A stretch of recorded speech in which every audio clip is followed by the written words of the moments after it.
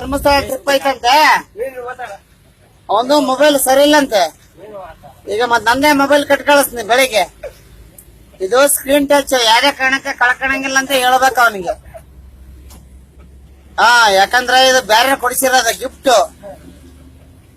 ಯಾಕಂದ್ರೆ ಕಾಸು ಇದೆ, ಇದು 16,000 ಇದು. ಇದು ಆನ್ಲೈನ್ ಬುಕ್ಕಿಂಗ್ ಮಾಡಿ ತಾಂಬಂದಿರೋದ.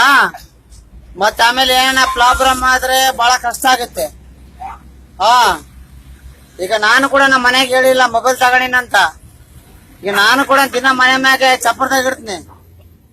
ಇದುವರೆಗೆ ಹೇಳಿಲ್ಲ ಯಾರಿಗೂ. ಅದೇ ಆಯ್ತು. ಮತ್ತೆ ಇದನ್ನ ಮೊಬೈಲ್ ನಾನು ಮನೆಗೆ ಹೇಳಿಲ್ಲ ಯಾರಿಗೆ ಇಲ್ಲಿ ಇಡ್ಕೊಂತ, ಯಾರಿಗೆ ಹೇಳಕ್ ಹೋಗ್ಬೇಡ. ಇಟ್ರೆ ಚಪ್ಪರದ ಮ್ಯಾಗ ಇಡ್ತೀನಿ ಅಲ್ಲಿ.